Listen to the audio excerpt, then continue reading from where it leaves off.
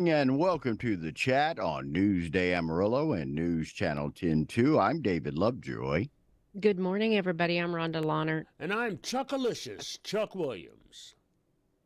Each and every Wednesday, our friend Jody Holland joins us, and we get just a little bit better. Big day for Jody today, kicking off his Leadership Academy, and we're lucky to get him for a few minutes this morning. Jody, good morning. How are you doing today?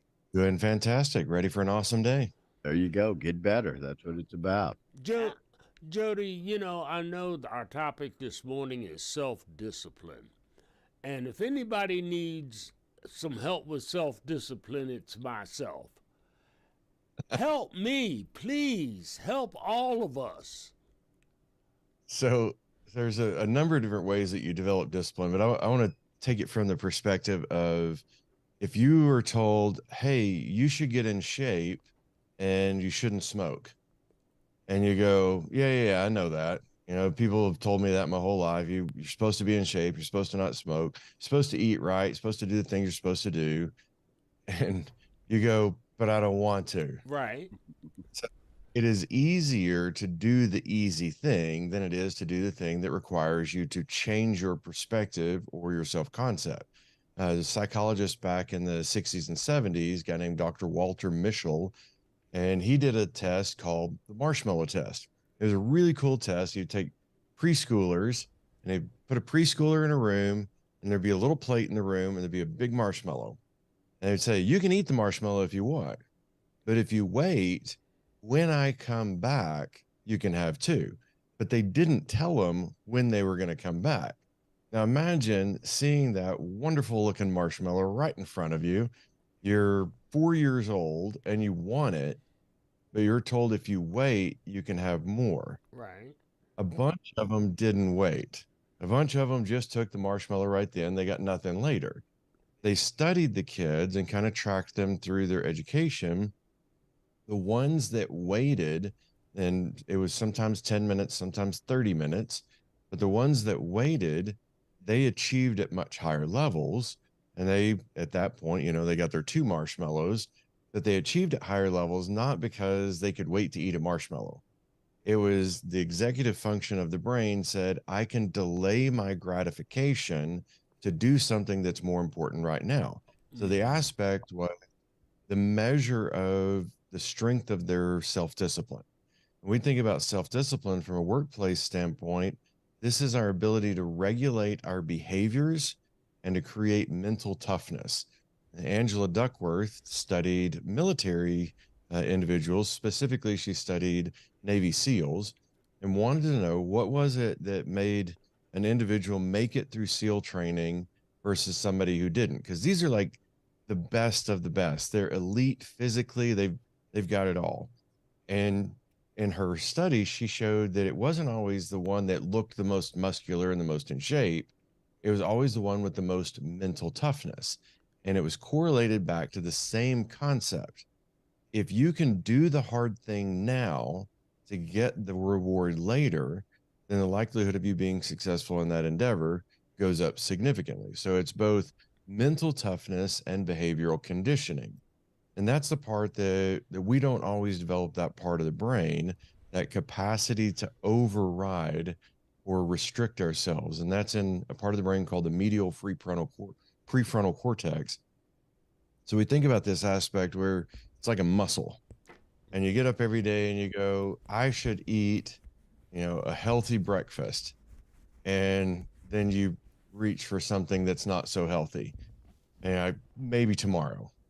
And we push it off because we haven't developed that part of the brain. The way David Goggins describes it in his You Can't Hurt Me book is every day you get up and you do something that's really tough for you to do. Whether that's you're like, I can't do chin-ups. So you're like, I'm going to do 10 chin-ups today. And it might take you 14 hours to get the 10 chin-ups. But you by gosh, you get the chin-ups.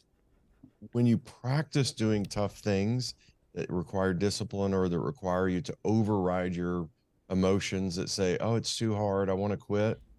The more you do that, the more you develop that part of the brain, that muscle in the brain that says, I can make myself do anything that I want to do. think about it from a leadership perspective. The reason that I do leadership training for individuals is that as they go through the training, they're developing the muscle to restrict their emotional reactionary patterns and follow a leadership framework so that they engage and retain their people. But if you react with emotion, that means you haven't developed that muscle, that executive function, and therefore you put yourself in a bad state, and therefore you react instead of intentionally or purposely acting. So it's all about learning the mental aspect of it and then creating the behavioral aspect of self-discipline, and you can use it for anything, like any aspect of your life that you want to get better. It is the basis of achieving any goal or any objective that you have. Jody, you talked about the training and the building of it. Sometimes you hear that mental toughness, that fortitude that an individual has is born in, not bred in. That's a tough skill to learn. You say that's not so, that you can breed and build mental toughness in an individual.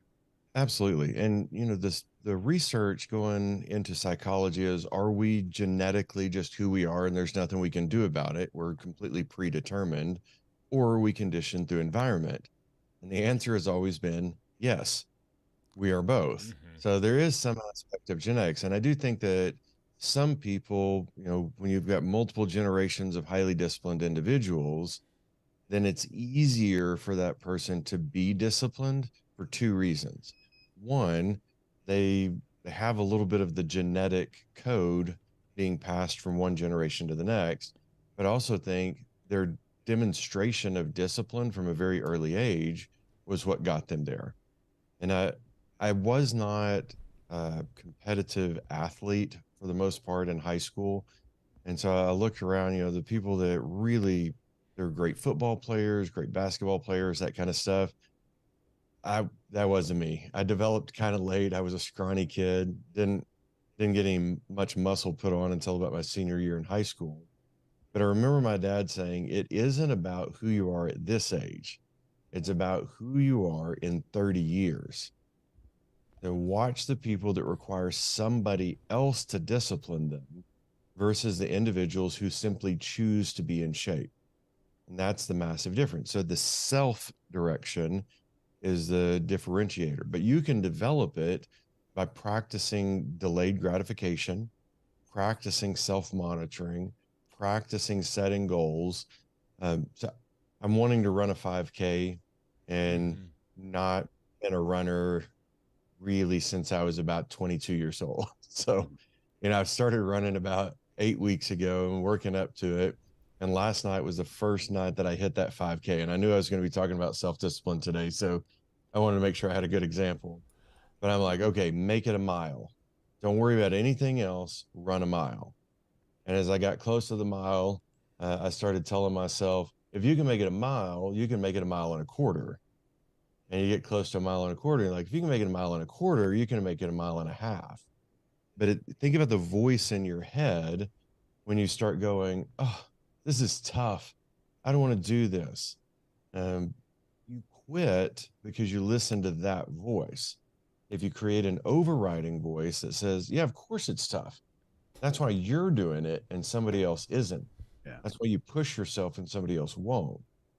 You're switching the voice with the mental or cognitive conditioning to say, just keep going a little bit more. Just keep going a little bit more. And as I got close to the 3 mile mark, I'm like, dude, it's 3.2 miles. That's all you have to run. You're almost at 3 miles. If you quit now, it's just pathetic, and I push myself that way. I'm not saying everybody should be mean to themselves, but if somebody tells me I can't, that's the exact thing I'm going to go do. Right. That's the switch. That's the switch. So, but everybody's got their different triggers for that. We're gonna take a quick break here. We'll be back. Jody Holland, we get better right here on the chat on Newsday Amarillo and News Channel 10-2.